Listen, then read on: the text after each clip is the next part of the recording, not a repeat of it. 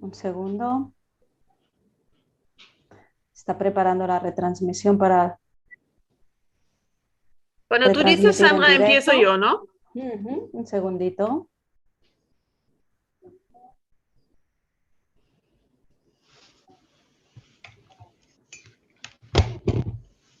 Ya estamos, ¿no? Ok. Ok, ja, Jaume. Tot ja pots desaparèixer. Estamos en directo. Gracias a todos. Okay, hello everybody. Welcome to our Green-Red Dialogue. I have the pleasure to welcome you in the name of the Green European Foundation. We are going to have this debate together with our partner in Catalonia, the Foundation Nous Horizons. And I'm really happy, well, not only because of my few of you know, of my nationality, I'm quite combined with the German election and what has happened now. But first of all, also that we can have this European debate on what impact has this election in Germany for Europe, for Spain, for Catalonia, and what is coming out of this. We have had recently now this election, but now is the question, what will be the future of Germany, but also which impact will have this on the other countries. So we are really happy that we have really three interesting speakers today. My point is only to wish you really happy and really interesting debate on this. And I will pass already over to my colleague Marc Rios from the Foundation Nous Horizons to follow up with this. So, Marc, please, the floor is yours. Muchas gracias, Susan. Gracias por estar aquí con nosotros. Bueno, básicamente bienvenidos y bienvenidas a este Green-Red Dialogue, un diálogo que fundamentalmente trata sobre qué pasa después de Merkel. Hoy sabemos un poco más. Hace unos días sabíamos que no había Merkel. Hoy empezamos a intuir qué puede pasar. Y por eso tenemos aquí a tres personas que nos van a ayudar a situar y analizar esta nueva etapa, ¿no? Quiero decir, en primer lugar, por una cuestión de que nos obligan la organización, que la emisión de Zoom está siendo grabada, no es por nada, es como lo de las cookies, nos obligan a decir que todo el mundo lo sepa. Y fundamentalmente tenemos tres personas que nos pueden complementar muy bien el análisis de estas elecciones, ¿no? En primer lugar, a Reinhard Bütikofer, muchas gracias por estar con nosotros. Reinhard es eurodiputado en el Parlamento Europeo del Grupo de los Verdes, presidente del Partido Verde y persona que obviamente conoce profundamente el contexto alemán y está aquí para explicarnos en primera persona y desde un punto de vista político, como persona conocedora de esa realidad, todo lo que tenga que aportarnos. Muchas gracias. En segundo lugar, Karma Kulumina, que es investigadora del CIDOP, especialmente en Unión Europea, Desinformación y Política Global, y también colabora habitualmente en diversos medios de comunicación. La conocemos también porque colabora en los medios de comunicación. Muchas gracias, Karma. Y Maripaz López, que es periodista y desde hace un tiempo, desde hace unos años, es corresponsal en Berlín del diario La Vanguardia, a quien también te agradezco muchísimo la disponibilidad para estar aquí. Yo, sin más, si os parece, por situar un poco cómo lo vamos a organizar, hacemos las tres primeras intervenciones en el orden en que he presentado, Reinhard, Karma y Maripaz, y con que seguramente irán entrando preguntas por YouTube o por Zoom. Cuando acabéis vuestras intervenciones, pues yo os sugeriré alguna reflexión más en función de estas preguntas o comentarios que nos hagan las diversas personas, la gente que nos está escuchando. Y por tanto, cumpliremos estrictamente el horario pactado, que nadie se preocupe, porque lo haremos para que todo el mundo pueda ir a sus compromisos. Y nada más, muchas gracias de nuevo y empezamos por Reinhard.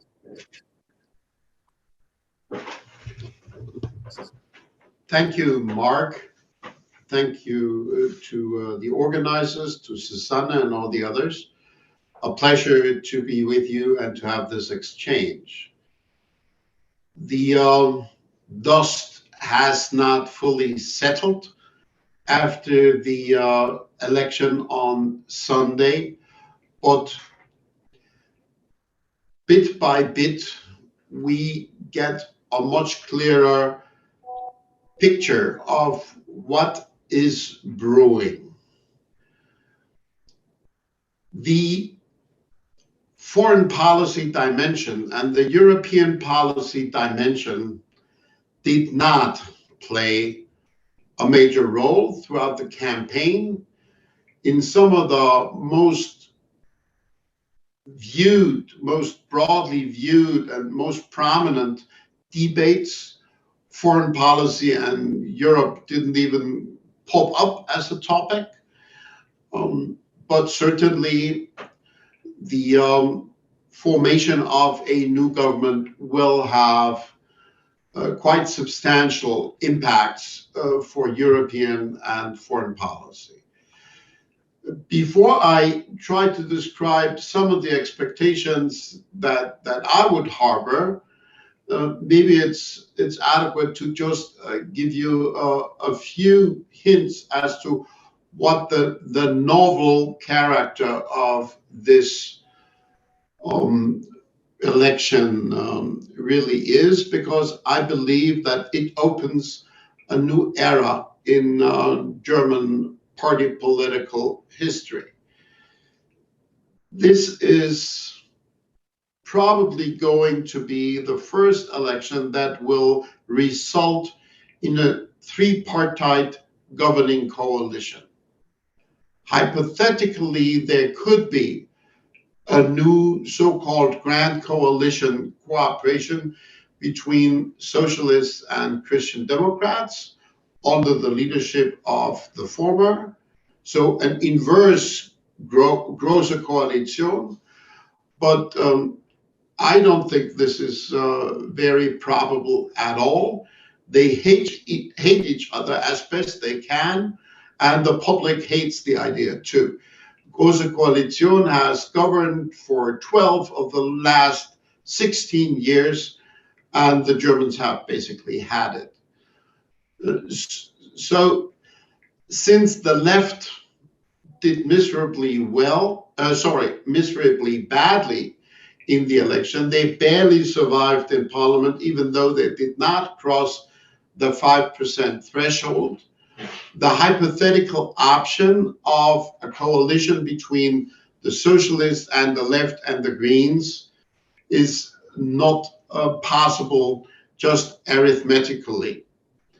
So that falls by the wayside, and that leaves basically two theoretical options. One would be a coalition between the conservatives and the liberals and the Greens, and the other could be a coalition between the socialists and the liberals and the Greens. If I look at climate policy and look at European and in particular also foreign policy, I don't see that many distinctions between the conservatives and the socialists. That would make it hard to differentiate, but clearly there are other issues that play a relevant role for the Green constituencies, on which there is memorable difference. Social policy, for instance, minimum wage. Socialists and us have both advocated to enact a raise of the minimum wage to 12 euro. The conservatives are completely opposed to that idea. So issues like that, there is a distinction. But even more important than the programmatic stances, I would say, is the fact that the conservative party family, which is a combination, as you will know, between the CDU, the Christian Democratic Union, and its smaller sister party from Bavaria, the Christian Social Union. We call it the Union in German, in the German political arena. This political family is falling apart as we speak. Their leader handed them the worst ever result in their history since the end of the Second World War. He lost roughly 8% of the vote. And he made such a weak showing as a leader that he is now fighting for his survival. I don't think he will be able to hold on to his position for very long. And when you then look at the party behind that unfortunate person, Mr. Laschet, you will find that there are hardly two people who share the same views. So they're so disunited that it's hardly imaginable to even have meaningful negotiations. So I think even though formally nobody has excluded the hypothetical option that such a tripartite coalition under conservative leadership could also happen, I think in reality, it's not an option at all. A vast majority of the German public expects this will not happen, and some, I don't know, 95% of Green voters just the same want to see a coalition with the socialists. So I will argue on the basis of the assumption that there will be a so-called traffic light coalition. The parties all have their own special colors, so the socialists are red and the liberals are yellow, and we are the Greens, obviously. So this traffic light coalition will probably be the end result. And it will be a very special traffic light coalition, however, if you compare it, for instance, with some experience that we've had with similar combinations in some of the German Länder. In Rheinland-Pfalz, for instance, we've had such a combination for a number of years, but there the socialists have been and still are a dominant major party, whereas the liberals and the Greens are two small junior parties that just bring enough to the table to create an overall majority. The logic of the new coalition on the federal level will be different because the liberals and the Greens together will have more seats in the Bundestag than the socialist group will have. So the socialist group will be weaker. Never ever has a probable chancellor had fewer votes supporting his claim to the chancellor's office than Mr. Scholz has, which means that the balance between those three forces will also be different. We recall, many of us in the German Green Party recall that in 1998, when we formed a coalition with Gerd Schröder, at the time, socialists had more than 40% of the vote. We had just 6.7%. And Gerd Schröder, the chancellor at the time, famously said, well, I'm the cook, they are the waiter. I'm cooking the policy and they have to dish it out to the customers. So there was a very hierarchical understanding of the relationship between the two parties. We managed to be the cook on the nuclear phase-out and on the citizenship law of the land, but on many policies, in many dimensions, indeed, the social democratic leadership called the shots. This is not going to be the relationship in the new context. The two junior partners have a stronger leverage. So what is in store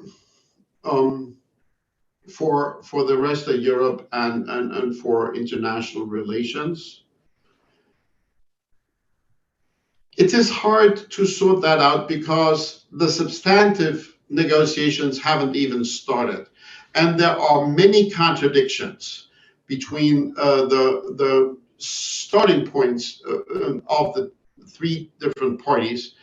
I would argue, for instance, that Scholz is much closer to the economic policies that France has advocated within the European Union than Merkel has ever been. So from that angle, people who want to find an opening for Euro bonds, for instance, could hope that possibly Scholz would open a little door for that.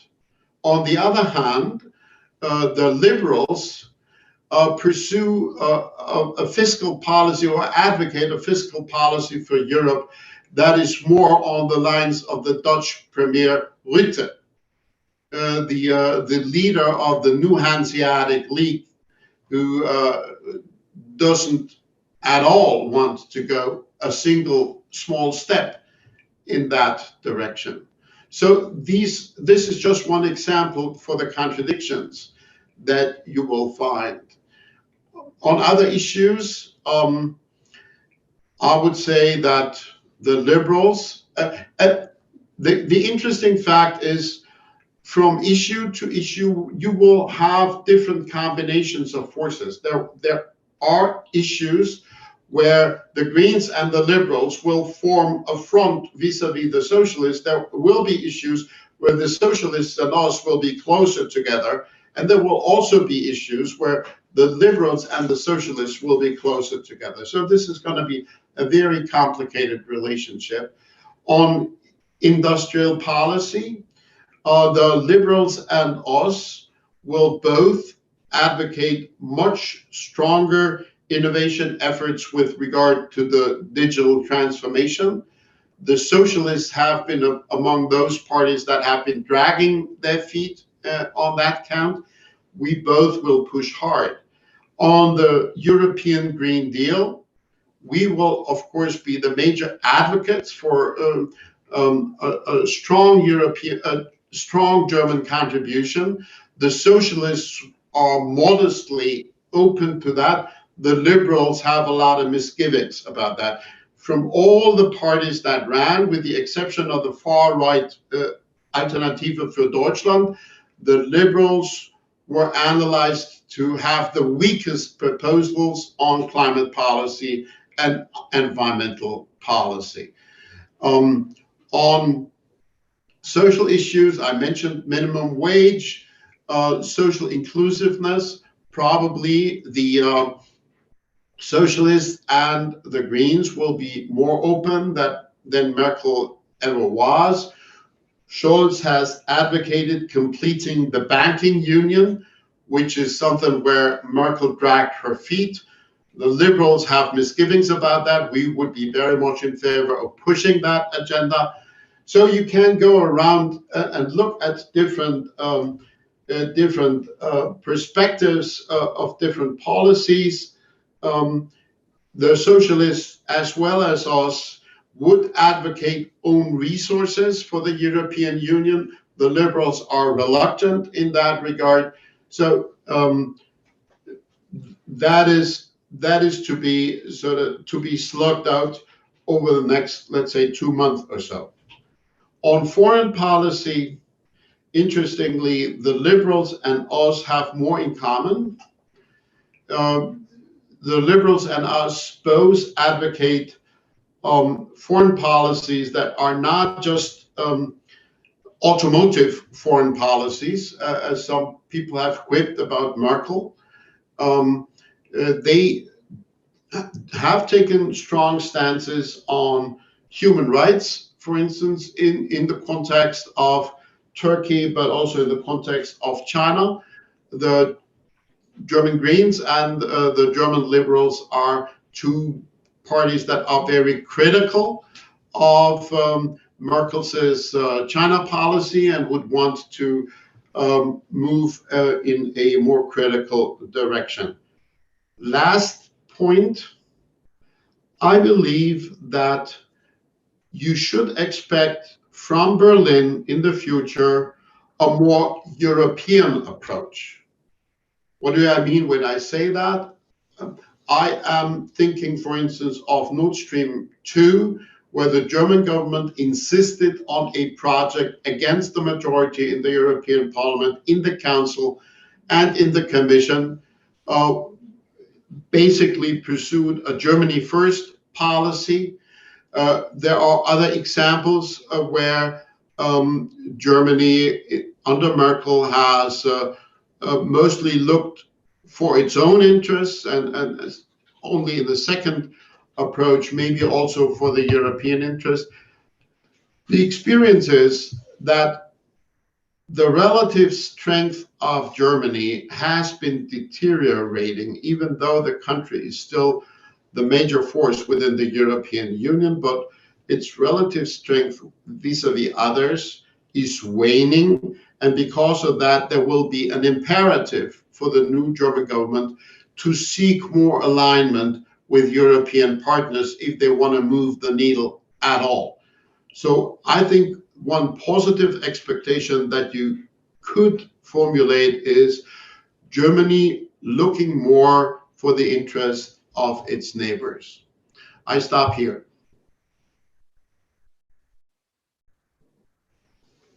Muchas gracias, Reinhard. Pues, Karma, por favor.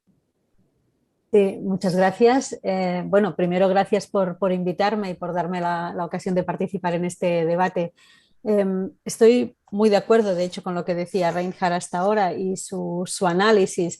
Yo creo que esta nueva era política post-Merkel nace fragmentada en Alemania, ¿no? Los resultados probablemente no han sido tan concluyentes como algunos habrían querido, pero yo creo que nace con ganas de cambio, que es una primera lectura que se puede hacer de estos resultados. Para mí, que en un momento como este hay, por ejemplo, un 78% de participación cuando estamos hablando de crisis o de una época de crisis de representatividad, pues es una voluntad de ir a las urnas y de expresarse, que además haya una lectura generacional, ¿no?, de los resultados, con los jóvenes votando sobre todo a verdes y a liberales, pues también demuestra, ¿no?, que hay un movimiento que está en marcha y que esta fragmentación política que ahora se constata claramente y que se instala en Alemania al final también va muy en la línea de otros procesos, de otras victorias, por ejemplo, socialdemócratas que hemos visto en los últimos meses en Escandinavia, en los últimos tiempos, que también han sido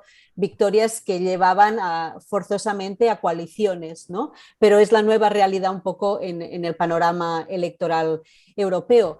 Mi duda, sin embargo, es hasta dónde puede llegar este proceso de renovación política en un país donde la canciller Merkel durante todos estos años se ha encargado o ha conseguido personificar el consenso o al menos el mínimo común denominador, ¿no? Y queda claramente como la agenda programática de Merkel, que saltaba de las prioridades de un partido a otro, ¿no?, en una especie de catch-all, obliga probablemente a tener ahora unas discusiones también muy ideológicas a la hora de formar estos nuevos gobierno o la coalición posible que salga de estas negociaciones, un poco también a partir de entendimientos flexibles, ¿no? Decía Reinhard que para unos temas se encontrarían más fácilmente verdes y liberales y que en cambio en otros no, ¿no? Lo mismo que en Europa, que hemos entrado a una Europa de alianzas flexibles y de coaliciones flexibles, pues un poco quizás también ocurrirá lo mismo en esta negociación en Alemania. Lo que también se constata a partir de esta fragmentación es que estamos ante liderazgos más débiles, ¿no? Porque no salen con la misma fuerza, ¿no?, de las grandes mayorías, y eso a la hora de la verdad pues también crea una especie de vacío en estos momentos de liderazgo a nivel europeo importante, ¿no?, que había estado ocupado claramente por la canciller Merkel durante todos estos años y que ahora yo creo que la Unión Europea entra en unos meses un poco de stand-by claramente, a pesar de que desde Bruselas hay que admitir que hay una cierta euforia desde las filas socialdemócratas, ¿no? Vimos rápidamente cómo el presidente del Parlamento, David Sassoli, felicitaba ya a Olaf Scholz, lo mismo hacía el presidente español, ¿no? Si llega a... o si fragua una coalición realmente semáforo y los socialdemócratas se hacen con la Cancillería, realmente supondrá un vuelco en el equilibrio de poderes interinstitucional en Bruselas y eso pues cambia el panorama político. Lo que pasa es que estamos delante de una negociación larga que además irá después seguida de otro proceso electoral clave para Europa como son las presidenciales francesas en la próxima primavera, ¿no? Y eso es lo que a mí me hace temer que en un momento de cambio y de necesidades de aceleración geopolítica tan importante como vive Europa en estos momentos, pues entramos en esta especie de stand-by en el eje franco-alemán que no acabarán de definir precisamente hacia dónde va Europa y dónde nos movemos en los próximos meses. Además, y eso también ya se apuntaba claramente, la composición del próximo ejecutivo alemán al final tiene consecuencias directas en los grandes temas de debate que están abiertos en la Unión Europea, desde la consolidación de los fondos Next Generation EU, si pueden tener o no continuidad, a lo que los liberales no están muy por la labor, el debate sobre fiscalidad, sobre creación de nuevos impuestos para mejorar recursos propios, en la que también los liberales son muy críticos, el debate sobre el salario mínimo europeo, sobre la mutualización de la deuda, que ellos no siempre han visto de buen agrado. Por tanto, hay muchos temas abiertos sobre el futuro inmediato de la Unión Europea que dependen de los colores finales de esta coalición alemana. Primero. Segundo, a partir de aquí se abrirán periodos de negociación intensos en los que también tenemos que ver que sin discutir el liderazgo alemán, porque solo por peso político, económico y demográfico está reconocido, qué capacidad realmente de generación de consensos habrá a partir del nuevo ejecutivo alemán. Y es verdad que en estos años Angela Merkel, también por su carácter, digamos, había ganado una capacidad, al menos una autoridad reconocida por el resto de Estados miembros, ¿no?, de liderar estas negociaciones, también porque ella, como se tomaba todo el tiempo necesario, no le importaba que las cumbres pudiesen alargarse de madrugada, escuchar a todas las voces, generaba unos consensos que Macron en estos momentos no puede ocupar. ¿Quién puede ocupar esto? ¿Cómo se puede ver? ¿Quién puede tener una alternativa? Y visto desde el sur de Europa en este caso, por ejemplo, yo creo que Mario Draghi tendría una autoridad reconocida como Merkel, quizás porque también ha estado en los momentos más críticos de las últimas crisis económico-financieras de Europa, pero la inestabilidad alemana no ayuda. Pero en esta Europa que se configura cada vez más a partir de alianzas regionales, y el sur ha tenido verdaderos problemas, ¿no?, de organizarse como tal y de tener agendas conjuntas a la hora de negociar en Bruselas, y tenemos que ver si eso produce algún cambio o no produce algún cambio. Una segunda duda, y si queréis ya lo dejo aquí y luego ya podemos ir a las preguntas. Es verdad que durante todo este tiempo, yo creo que durante estos 16 años Merkel consigue consolidarse como un dique de contención para lo bueno y para lo malo, digamos, los tiempos de Merkel, no solo su poder, también su moderación a la hora de tomar decisiones, han impuesto un estilo mucho de gestión de crisis, y estamos en un momento donde Europa ya no necesita solo gestión de crisis, ¿no? Necesita cambios radicales. Y aquí es donde es importante saber cómo será de fuerte y de cohesionado el próximo gobierno alemán que salga después de estas negociaciones, porque estamos en un momento de replanteamiento estratégico y geoestratégico de la Unión Europea, que va más allá de esta visión pragmática que se ha impuesto durante todos estos años, ¿no?, de la era Merkel en Europa. Y una oportunidad clara, porque si se siguen los grandes temas que ha habido en la campaña electoral alemana, está claro que hay una similitud o un paralelismo entre los temas pendientes de la agenda alemana y los temas pendientes de la Unión Europea, claramente, disculpad, con la transformación verde y la transformación digital. Y eso es una oportunidad, que haya esa misma necesidad a nivel europeo y a nivel alemán de coordinar agendas para que pueda ganar, digamos, una ambición política ante estos retos que vienen por delante. Muchas gracias. Gracias, Karma. Pues es tu turno, Maripaz. Hola, buenas tardes. Estoy encantada de estar aquí con vosotros. Aquí en Berlín, bueno, han empezado los movimientos y estoy de acuerdo en que lo más probable, aunque es un poco de riesgo siempre hacer pronósticos, lo más probable es que el canciller sea socialdemócrata.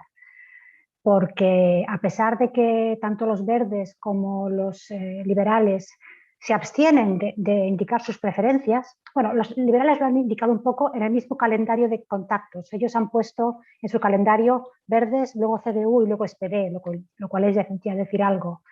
Pero incluso los verdes, a pesar de que todos contamos con que tienen una tendencia hacia los socialdemócratas, bueno, Robert Habeck, que es como sabéis, es el otro colíder de los verdes junto a Annalena Baerbock, él pues ha dicho que hay que hablar con todos. Él tiene una experiencia muy positiva en Schleswig-Holstein de relación en gobiernos en el que estaban o la CDU o la minoría danesa, que también es conservadora, y por tanto no se cierra tampoco a una posibilidad de que haya una coalición jamaica. Esto podemos interpretarlo en términos también puramente tácticos, es decir, así como un poco la táctica Rote Socken que se utilizaba para intentar asustar sobre el peligro rojo, ¿no?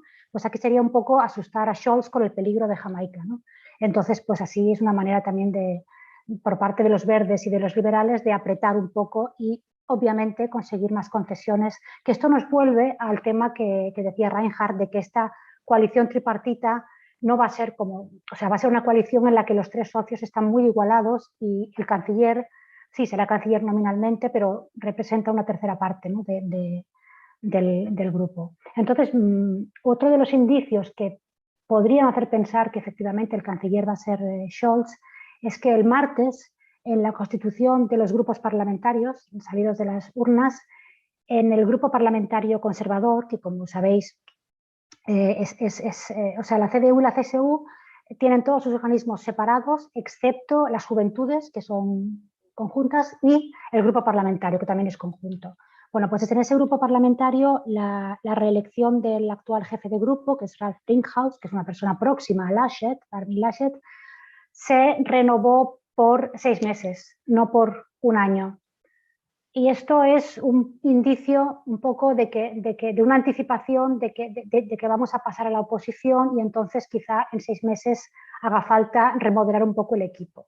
Por tanto, el escenario hacia una coalición semáforo, a pesar de que nunca se puede descartar un volantazo, en principio parece que está bastante claro en ese sentido.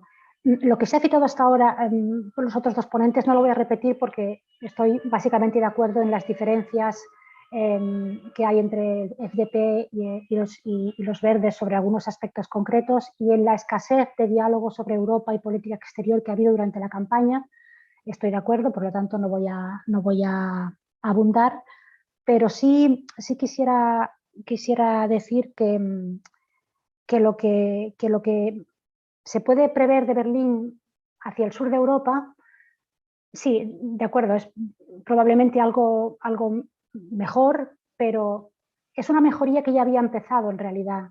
Y si me permitís, yo en este último mandato de Merkel he visto dos cosas que han hecho que la opinión pública alemana y el propio gobierno mirara de modo diferente hacia el sur o comprendiera mejor algunos problemas o situaciones que tenemos los países del sur, básicamente España, Portugal, Italia y Grecia. El primero, y me referiré a él por orden cronológico de cercanía, fue cuando se negociaban los fondos de recuperación post-pandemia en Bruselas. Y bueno, recordáis que los autodenominados frugales, que eso lo dicen ellos porque uno de ellos es un paraíso fiscal que obtiene, digamos, beneficios de impuestos que corresponderían al sur, pero eso es otra historia. Bueno, cuando estaban los autodenominados frugales apretando pues, contra el esquema que había hecho la presidenta von der Leyen sobre los fondos de recuperación, pues Alemania de pronto, la canciller Merkel y su ministro de Finanzas socialdemócrata comprendieron que no se podía abordar esto de la misma manera que durante la crisis de la eurozona y la crisis de la deuda soberana griega, que esta vez había que apoyar a los países más castigados por la pandemia en el sur, España, Italia, etcétera, pues entre otras cosas porque si no, Alemania no va a tener a quién vender sus productos, que eso era un poco la defensa máxima del interés general alemán. Se habló poco de solidaridad y de valores, esto hay que decirlo, porque Merkel hablaba siempre de Binnenmarkt, wir brauchen Binnenmarkt, y entonces pues era un poco eso, pero fue interesante ver cómo la opinión pública alemana aceptó que realmente tenemos que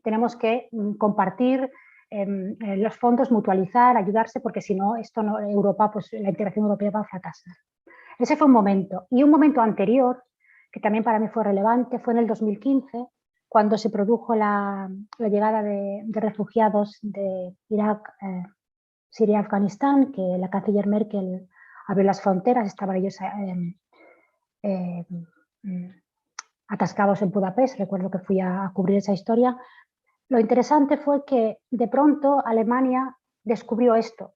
Es decir, durante años y años este problema, esta situación la habíamos tenido en España, en Italia, en Lampedusa, en Grecia, y bueno, como al norte no le llegaba, pues no había ningún tipo de comprensión hacia la situación. Y ahora de pronto, pues como esto pasaba en Alemania, pues todos tenemos que correr, ¿no? para solucionarlo. Por tanto, esa comprensión de la cuestión migratoria como algo europeo la descubrió Alemania pues, hace 5 años y eso ya se ha quedado y eso creo que es bueno porque nos ayuda a todos a comprender, a llevar mejor la situación, ¿no? Entonces, para terminar, porque no quiero extenderme más, pues diría que en efecto ese futuro coalición tripartita probablemente liderada por los socialdemócratas abundará más en la integración europea, siempre dentro de un orden, porque nunca es demasiado, siempre es para mínimos. Y en ese sentido es una buena noticia. Y sí, yo lo dejaría aquí esperando las preguntas. Gracias. Bueno, pues muchas gracias a los tres. La verdad es que salen multitud de preguntas nuevas y de reflexiones a raíz de vuestras intervenciones. Yo voy a intentar colocar algunas para los tres y cada uno podéis responder la que más os apetezca y según vuestro punto de vista. Algunas quizás son más para Reinhard, ¿no? Y otras más para Karma y María, pero cada uno que conteste como quiera. Hay un elemento que quizás sería bueno, Reinhard, que nos clarificases, porque pese a que todos somos un poco alemanes, ¿no? En Europa, y porque nos gusta o porque nos toca, algo sabemos de política alemana, sí que es verdad que quizá nos podrías intentar distinguir entre algunas diferencias clave entre liberales y verdes, en términos, por ejemplo, de emergencia climática o en términos sociales, o los que tú consideres. Más que nada porque cuando trasladamos a España liberales y verdes, aquí no hay un homólogo de los liberales para nosotros, claro. De hecho, hay uno que se reivindica liberal, que es Ciudadanos, francamente. Ya lo digo yo, no hace falta que nadie lo diga. No considero yo que sea muy homologable los liberales alemanes. Y por tanto, el mapa quizás vale la pena establecer qué diferencias hay entre verdes y liberales y si esas diferencias pueden ayudar o entorpecer al gobierno, ¿no? O sea, cómo influirán en esas relaciones. Una segunda pregunta es, bueno, tenemos todos el recuerdo del gobierno rojiverde y de quién era el ministro de Exteriores en esa época, y la pregunta sería si tú consideras que hay algunos ministerios o algunos elementos clave del gobierno que quizá los verdes deberían priorizar. Sé que te hago una pregunta, un cierto compromiso, pero quizás es verdad que hay que también, habrá que buscar, ¿no? Cuáles son las prioridades en ese gobierno, ¿no? Después hay una segunda que quizá es más general y es evidentemente la dimensión europea, ¿no? Y aquí la verdad es que es un debate muy intenso porque primero que no somos exactamente el gobierno ni las personas que van a encabezar ese gobierno, porque evidentemente las personas concretas también pueden influir en la política europea desde Alemania, pero es como veis vosotros también, no solo ya el papel de Alemania en Europa, habéis descrito bastante bien un poco qué significa que no esté Merkel, que ha dado para lo bueno y para lo malo, una estabilidad, ¿no?, a una parte de la política europea, que es, y Afganistán lo pone más de manifiesto, se abre una etapa donde Europa también, ante Afganistán lo pone de manifiesto, las relaciones con Estados Unidos y China también dibujan una nueva posición de Alemania y, por tanto, de Europa inédita, ¿no?, porque hasta ahora teníamos un modelo que era Merkel. Eso puede cambiar, sé que es un tema complejo, pero quizá alguna idea podéis ahí situar. Y finalmente, otra pregunta que es, de alguna manera, si con los verdes, que tienen un muy buen resultado, porque los socialdemócratas están muy contentos porque van a gobernar Alemania y tienen motivos para estarlo, pero los verdes también pueden estar muy contentos porque tienen un gran resultado y van a entrar posiblemente en el gobierno de Alemania, es si no va a ser solo, si la agenda verde no va a ser solo una cosa de verdes, sino si va a ser capaz de introducirse una agenda verde en el gobierno alemán, porque eso repercutirá seguro en la agenda de los países del sur. De alguna manera, España, que tiene un cambio hacia la transición ecológica pendiente muy importante, y los fondos Next Generation en principio tendrían que ayudar, no es lo mismo que sienta el aliento de un gobierno que tenga una agenda verde que quede diluido como una modernización un poco genérica, ¿no?, donde no se insista demasiado en que ese modelo sea sostenible y que aborde la emergencia climática, ¿no? Yo me quedo aquí, os haría muchas más preguntas, pero creo que con estas tenéis algunas opciones de contestar. Y si os parece, sigo el mismo orden de intervenciones y si te apetece, Reinhard, pues tus consideraciones. Thank you, Mark, for your questions. I'm not sure I'm fully capable of answering even half of them, but I'll give it a shot.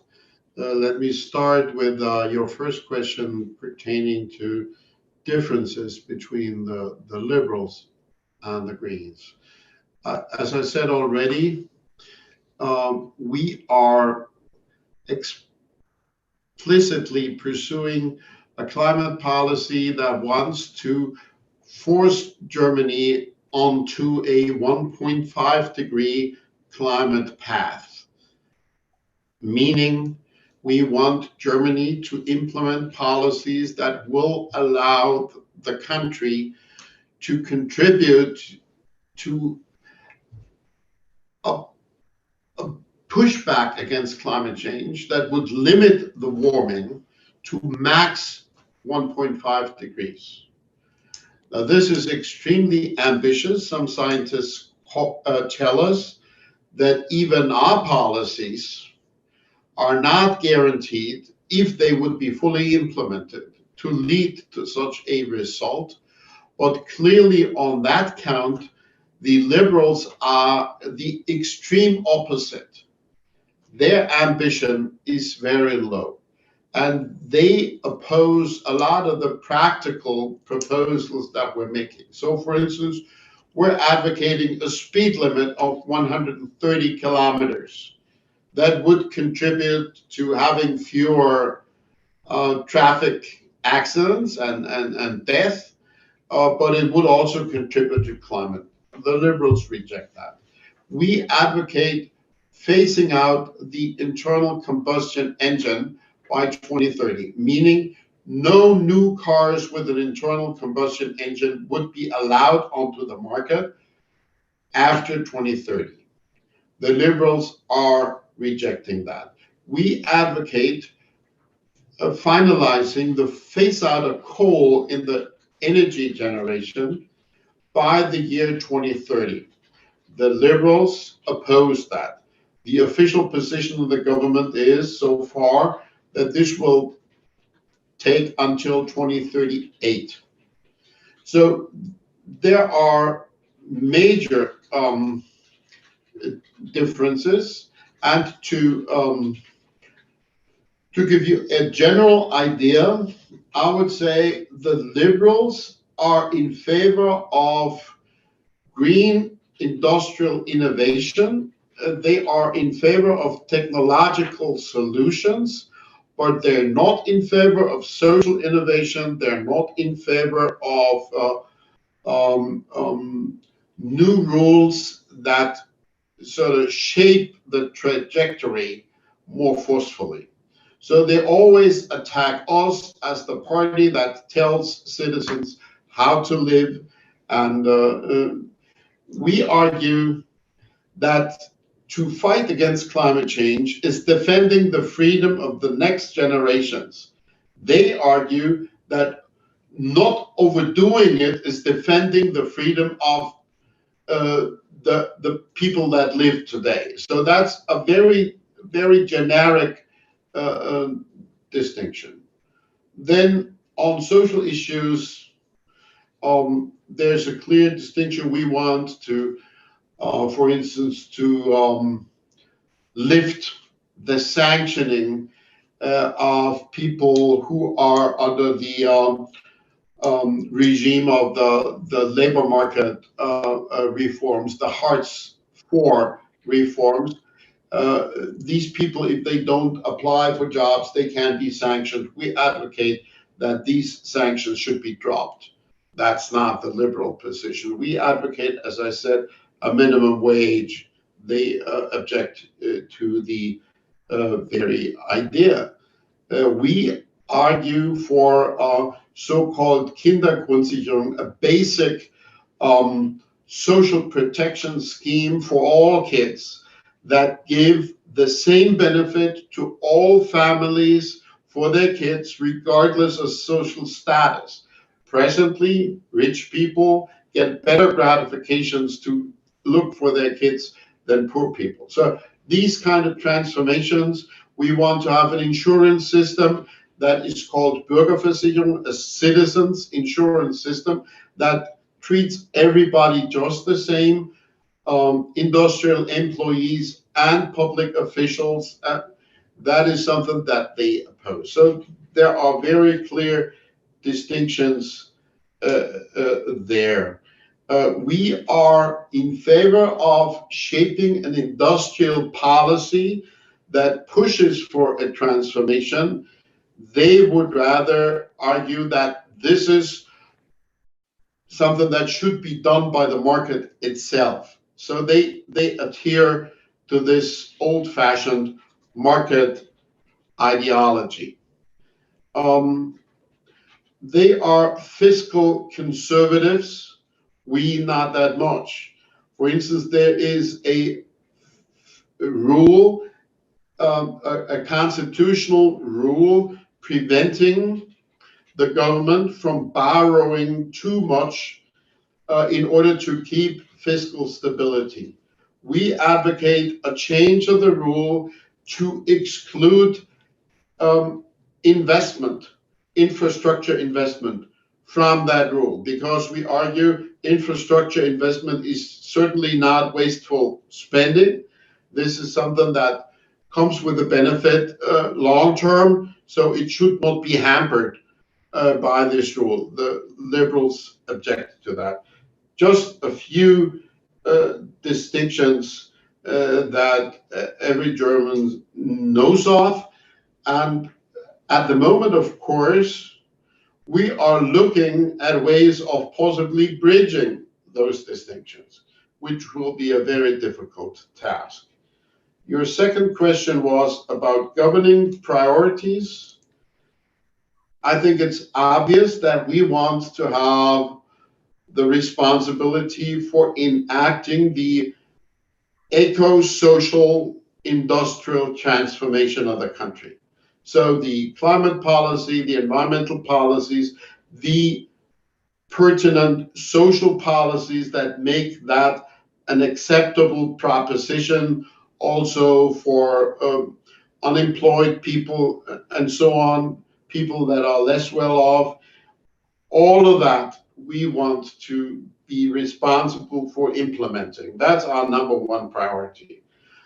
Secondly, there is a certain tendency to say, look, the finance ministry is extremely powerful. It has a particularly powerful role in the cabinet. Without the finance ministry, it's hard to to distribute the funds for different change policy adequately. The finance ministry has a very strong role in the European, on the European theater, so maybe we should go for the finance ministry. That's a very contentious bone with the Liberals. They want to take control of that too. And of course, there's also an issue with a foreign ministry, but at the moment, we're not discussing the ministries, the distribution of ministries. You're not supposed to do that, and I think we should stick to that. And then one third question that you raised with regard to China. It's interesting to note the differences that you will find if you compare electoral platforms from the different democratic parties this year and 4 years ago. 4 years ago, China was rarely even mentioned in those electoral platforms. And if it was, once or twice at the most, it was mentioned as an economic powerhouse. This year, China is mentioned much more frequently, much more in depth, and the socialists and the liberals and us have all advocated, for instance, creating a European response to China's Belt and Road Initiative. We have all advocated supporting more strongly Taiwan's democracy. We have all advocated standing up in defense of human rights with regard to Xinjiang and Hong Kong in particular. So that is not signaling that Germany's foreign policy vis-a-vis China will turn on the heel. But even if you just deviate 5 degrees after a certain while, you will end up somewhere completely different from where the ship was originally going.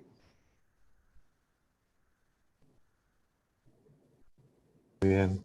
Karma. Sí, bueno, yo creo que Reinhard ya ha explicado perfectamente las diferencias entre liberales y verdes, pero creo que incluso si la coalición semáforo, digamos, se confirma, no es lo mismo en todos esos debates europeos que yo apuntaba, sobre todo a partir de los instrumentos financieros y su continuidad, pues que el Ministerio de Finanzas esté en manos de Christian Lindner, o que esté en manos o que se inventen, por ejemplo, un macroministerio de transición económica y climática y esté en manos de Habeck. Y claro, siendo la misma coalición de gobierno, yo creo que la lectura o el relato sería distinto, y eso para mí es la primera duda. Pero estoy de acuerdo, déjame decir que comparto perfectamente el análisis de María Paz de que el relato ya había cambiado en Bruselas con la crisis del coronavirus, claramente.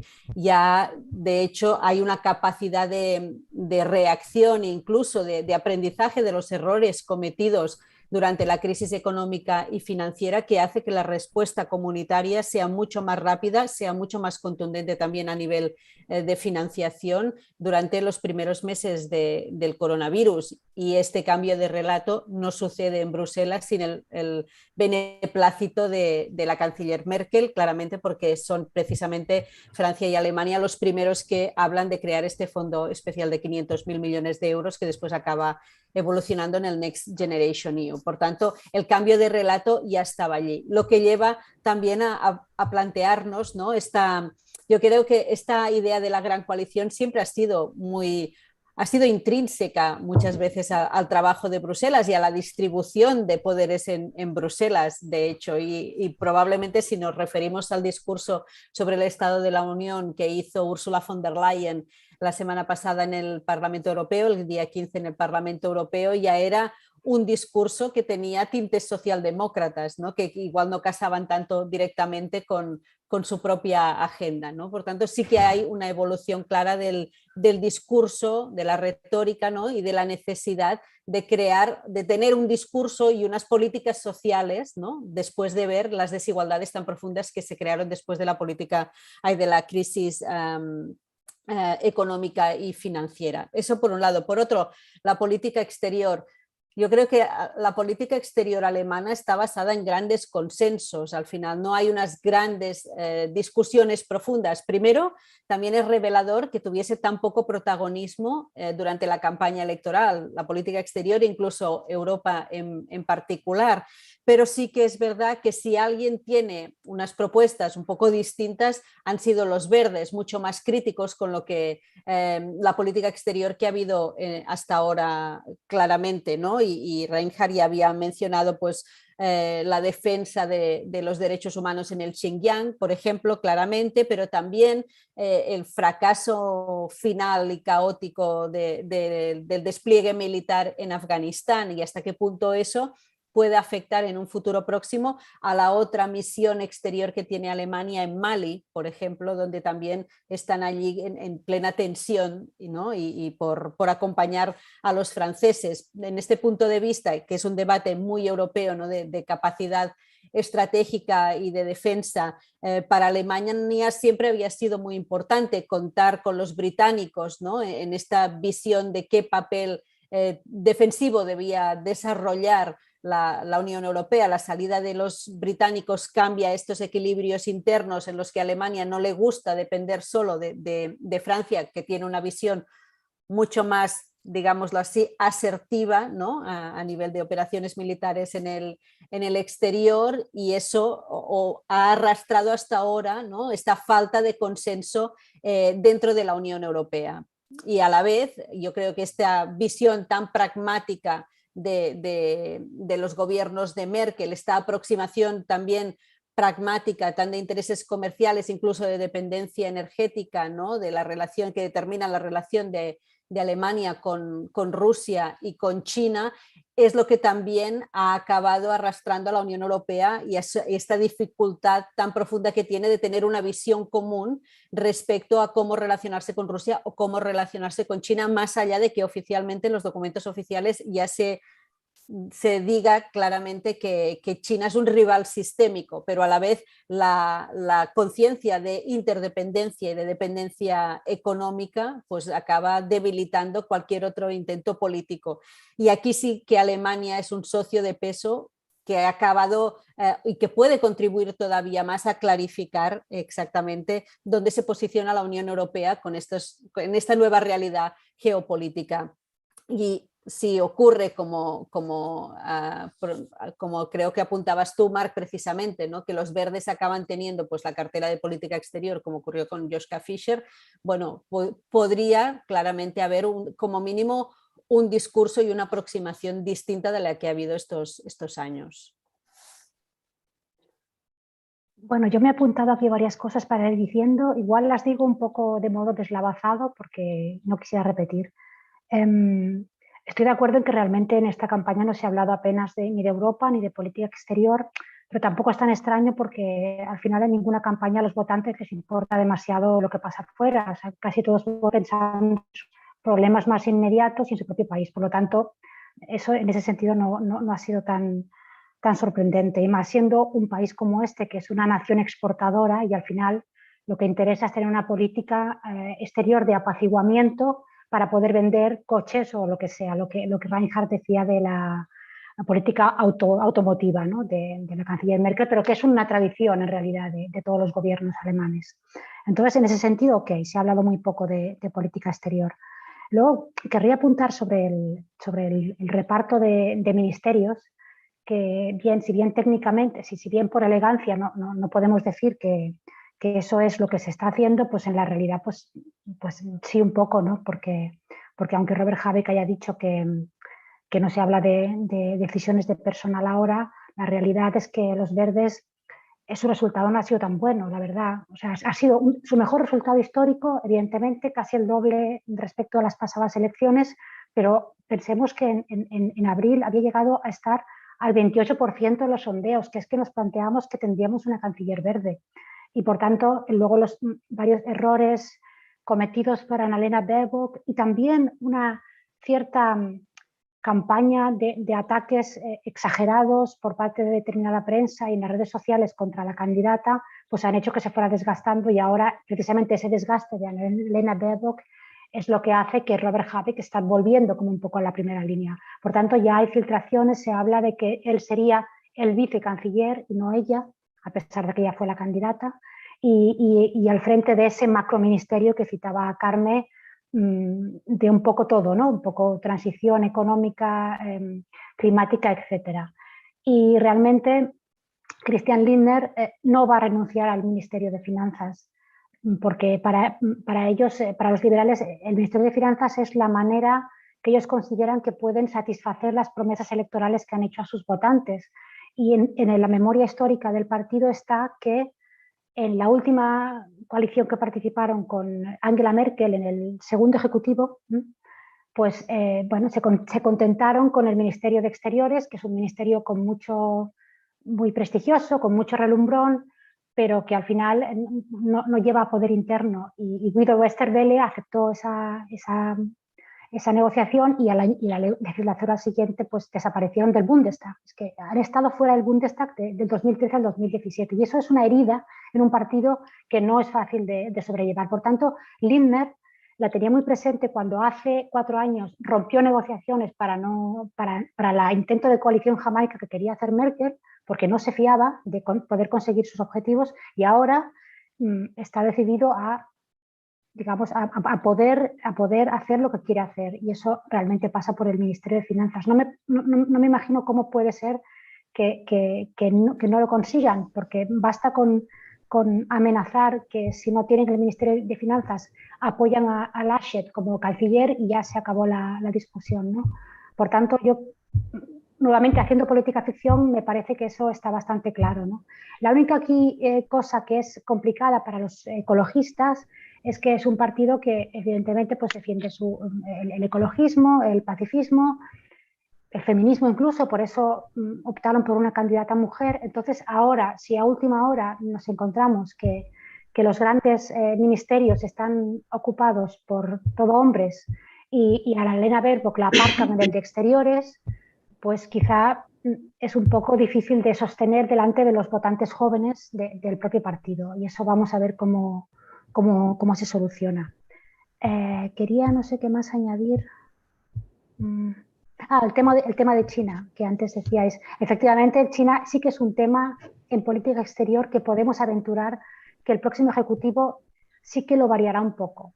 A ver, no radicalmente, porque es un mercado para los coches alemanes que no se puede ni tocar, ¿no? Por tanto, hay que buscar un equilibrio siempre entre la defensa del sector automovilístico y la defensa de los derechos humanos. Eso siempre va a estar ahí. Pero es de esperar que el nuevo ejecutivo sea un poquitín más firme con China de lo que lo ha sido hasta ahora la canciller Merkel, que realmente iba casi cada año a China, siempre rodeada de empresarios, y prácticamente compensaba eso pues solo trayéndose a Alemania a cuidarse pues a la viuda del disidente que ha muerto, etcétera, ¿no? Ese tipo de comportamientos. Y yo creo que ya he dicho todo lo que quería decir. Gracias. Mark, can I come in to contradict on 2 points? To make it a Por bit supuesto. more exciting. Genial. First of all, I mean, there are people also in the Green Party who argue that, in a way, this election result is a disappointment because we didn't get more than 20%, and we should have. Let me answer ironically that this is one of the best disappointments that I've ever seen. Because first of all, it gave us a huge increase, voters coming from all quarters. We won voters from the socialists, from the left, from the liberals, and from the conservatives, and from the non-affiliated, who had not gone voting 4 years ago. So this is, and we expanded the outreach that we've had in the election quite substantially. Even where we're weak, like in East Germany, in Thuringia, we had the best result ever. So I think it's quite a good disappointment. And the second point I would like to make is on Annalena. People tend to say, and then everybody repeats that, Annalena's mistakes. Well, certainly she did make mistakes, but she also fought like a lion. She had great performances on TV. There have been many independent observers, pundits, who would argue that she won all the three major debates on TV. That's not what the spectators said, but that's what a lot of people felt. She had great appearances throughout the campaign. Her audiences figured in the 4 digits. So she had more than just a few campaign events where there were more than 1,000 people attending. That's quite exceptional in the history of the German Greens. Only one person has been doing that in the past. That was Joschka Fischer 20 years ago. And still, it is fair to say she made some mistakes, but I would argue that I've never seen a campaign completely without mistakes. And she was indeed targeted in a very special way. There have been analyses that say 75% of all the fake news that was underway on the web was directed against her personally. 75% of all the fake news. And I would say once the party finds the time is not today, because we have to prepare for the negotiations over forming the government. But once the party finds the time to really analyze, and we should, what went wrong, where could we have done better, I would predict that the result will not be, oh, that poor woman goofed up, but rather that we together had a couple of wrong priorities or wrong approaches, where we just have to understand that we have to get better. Give you one example. In Thuringia, the state in Eastern Germany where I tried to help the Greens, we had 11, that's probably our weakest state in all of Germany. We had 11.9% in the cities and 3.9% in the countryside. So basically in the countryside, we have been hated, and in the cities, we have been well accepted. And that is certainly not the result of just one woman making mistakes, possibly. This is a major task for the party. And the third point I would like to raise is on China. I believe that even if the next German government just listens to major industrial associations on China policy, it will change the China policy. Because today, the Chancellor's office is listening to Volkswagen and a few other multinational corporations, and that's why people talk about an automotive foreign policy. But when you listen to the Federation of German Industry or the Federation of the machine tool industry or the electrical industry, they're much more critical because they represent not that much the multinationals, but the small and medium-sized companies. And their perspective on China has been changing quite a bit.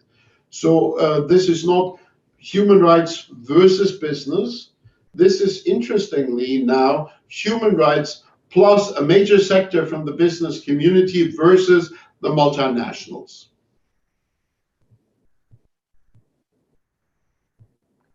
Bueno, gracias, Reinhard. No sé si Maripaz o Karma quieren añadir algo a el comentario de Reinhard. Yo sí querría añadir una cosa sobre el tema de Annalena Baerbock, que, como decía antes, algunos diarios, digamos, no tengo las cifras exactas, pero realmente se notó el momento de máximos ataques tanto en determinada prensa como en redes sociales y fake news. Se notó sobre todo cuando el pico de los sondeos hicieron que pensaran que pueden ganar. puede ganar. Y entonces empezó realmente a notarse mucho ese ambiente tóxico y en el que, claro, ser mujer desempeñó también una cuestión fundamental, ¿no? Porque los errores cometidos, que lo fueron, digamos, eran amplificados de un modo exagerado. Me acuerdo que al principio incluso se le preguntaba continuamente cómo haría para cuidar de sus 2 hijas, ¿no? Si era canciller, en la época en que podía ser canciller. O sea que es verdad que ha sido objeto de un trato muy duro, ¿no? Durante la campaña. Pero efectivamente las campañas son así y puede ser que un líder que parece que apunta, pues luego a pesar de luchar, pues se descifra y se desgasta. Y entonces, por tanto, ahora realmente es tarea de los verdes decidir cómo manejan el personal que ahora tienen, ¿no? Y bueno, vamos a ver cómo se hace. ¿Me permites? Sé que es más de lo mismo, es una pregunta, más que un comentario, pero el hecho de que Habeck ahora sea, digamos, la persona que da el paso al frente y que parece que es quien maneja las negociaciones, tampoco no ayuda, ¿no? a esta explicación de que Baerbock, digamos, fue más víctima. A decir verdad, o sea, a decir verdad, ya acabo rápido. Ya en la recta final de la campaña ya empezó a enfatizarse un poco su figura. Antes en las calles había muchos carteles de Annalena sola y empezó a haber más carteles de los dos. Como diciendo, los verdes tenemos 2 personas muy valiosas, ya no es solo una, pero en realidad era también porque se había notado la bajada en los sondeos. Yo no creo que perjudique el hecho de que él dé ahora un paso adelante, porque si ahora es una figura que es más potente y bien, quizá hay personas que dicen, bien, quizá él hubiera sido el mejor candidato. Bueno, pero como eso no se sabe lo que hubiera pasado, pues entonces ¿para qué preguntarse qué hubiera pasado si hubiera sido él el candidato? Por tanto, no creo que sea una cosa necesariamente negativa. Es verdad que en términos de feminismo, como Christian Lindner es una persona que ha hecho varios comentarios sexistas en el pasado y bueno, no tiene una reputación, y es un partido muy masculinizado, el FDP, pues el hecho de que, curiosamente, físicamente, Robert Habeck y Christian Lindner se parezcan físicamente da una sensación de diálogo entre colegas del que Annalena Baerbock es la persona extraña. También Volker Wissing, el secretario general del FDP, se parece un poco a este tipo de hombre de entre 40 y 50 años, con poca barba. O sea, pero eso ya es una cuestión de comunicación política o de iconografía o algo similar. Pero creo que al final lo importante es que los equipos negociadores dos sean potentes y Annalena Baerbock es muy potente, muy sólida en los dosieres que maneja y también Robert Habeck y por tanto creo que es una buena cosa que el partido saque adelante todo el potencial que tiene, creo.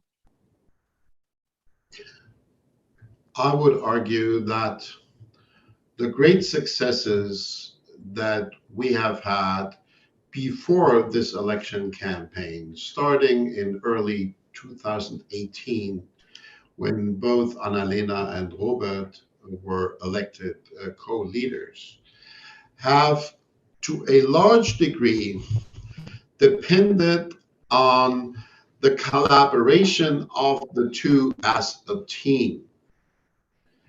They were strong because they presented a united party that was not riven by internal differences, a party that was willing to open its arms, and two leaders that were not fighting each other, as had been the case in earlier times.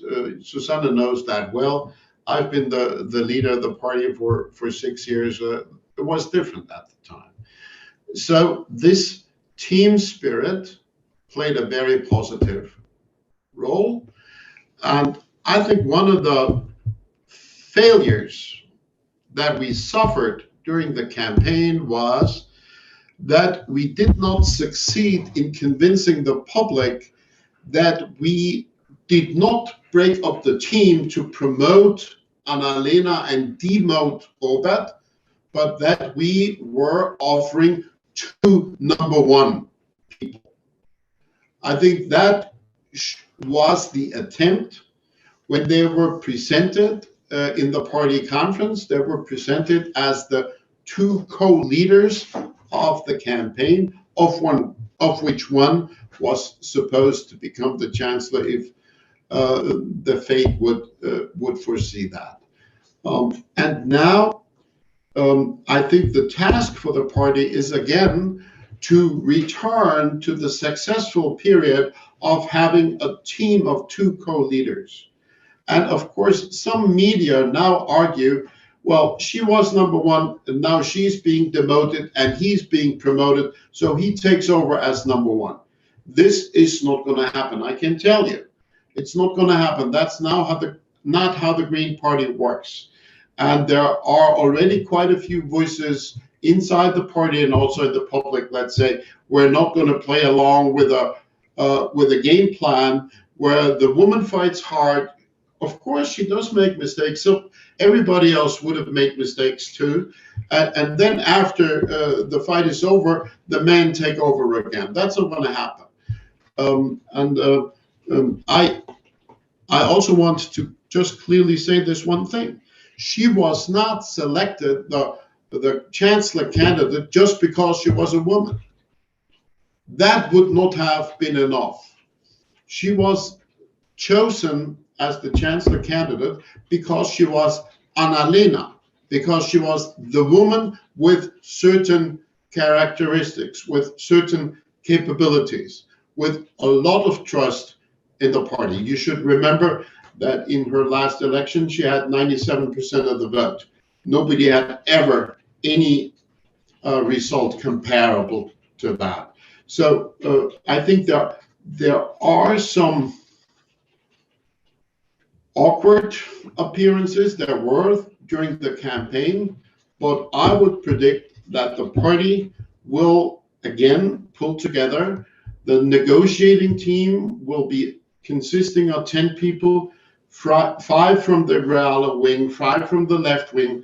The whole team will be gender balanced and politically balanced.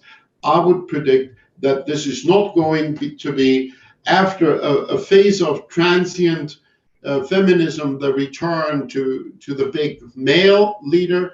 I think that's going to be a different story. Susan, me ha parecido que querías hablar. Well, maybe one really short sentence, because I think it's really something, and I think it's really appreciated in Germany. Somebody who has been elected with a really good result and gets on the stage and says, yes, I have made mistakes. I think this is a great, this is something I have not heard for a lot of politicians doing this.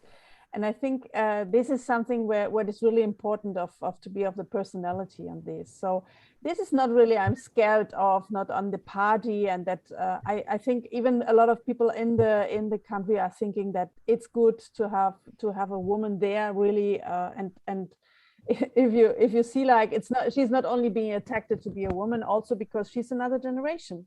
And I think the really change what the two have made is to introduce also to be a team. This is something which is new in the political landscape also, and to say, well, we are not fighting against each other. And if we are, as long as we keep this spirit, I think this will be really really good for the negotiation and for everything what will come up. But let me ask you one question, Reinhard, as I have you not so open on the spot, and I think what is going on my head the whole time. When you have put all the things together, or not all the things, but mainly the things which separates liberals and Greens, I think there will be a lot of compromises to make. I hope that at the end, the big compromises are going to be made by the liberals and not so much by the Greens. But if there is not, just to ask you if there is another option, because everybody now is only talking about Semaforo, the Ampel, or the Jamaica, or the big coalition. If it's not possible that Green and the Liberals will find something what is really a common base, is there anything else possible? Is there another, do you think that there, because with all the experience you have, do you think there's another option, or Germany will be able to be ruled by a government which is in minority or something? No, that's not going to happen. As Marx said, hic Rhodus, hic salta. We have to solve the contradictions, or everybody will go down the drain. Look, the Liberals 4 years ago negotiated for a month with the CDU and us over a Jamaica coalition, and roughly 10 minutes before we came to a conclusion, they stood up from the table and ran away, saying we don't want to be in that government. They cannot do a similar thing a second time.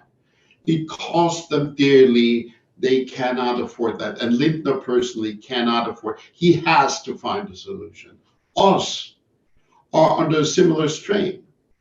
Look, we've argued throughout the campaign that we have to be in government in order to shape the climate future of the country, to create a climate government, because this is the years where we have to sort of make the pertinent decisions. And then we say, oh, yeah, we should govern, but it's too difficult for us. We don't want to govern.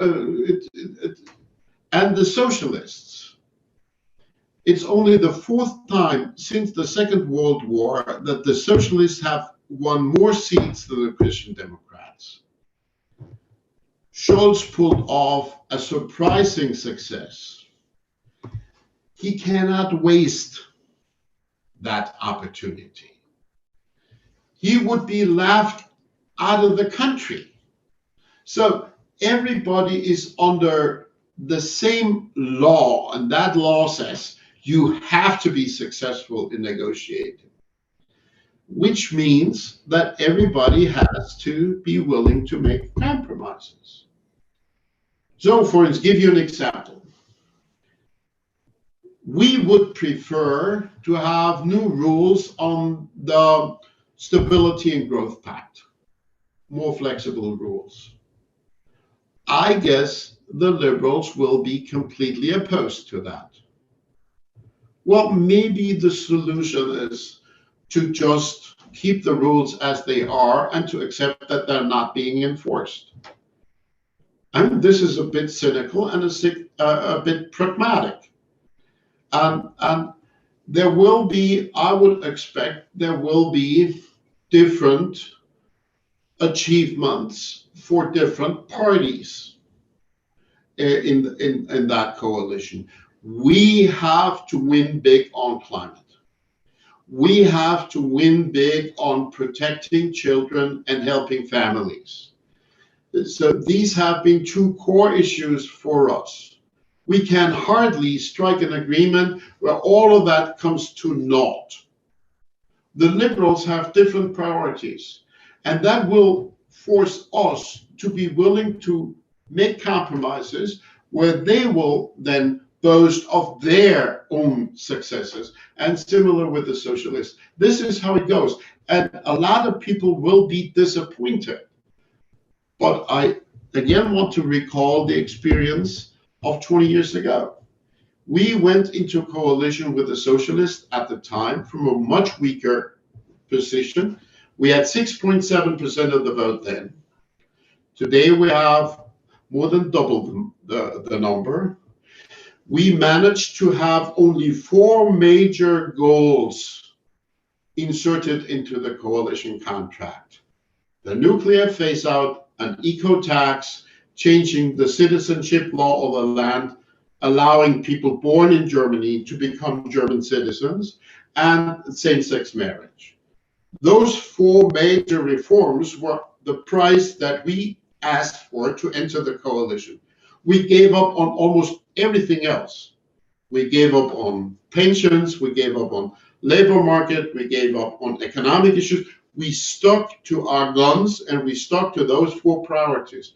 And those 4 priorities were enforced, and they have modernized the country.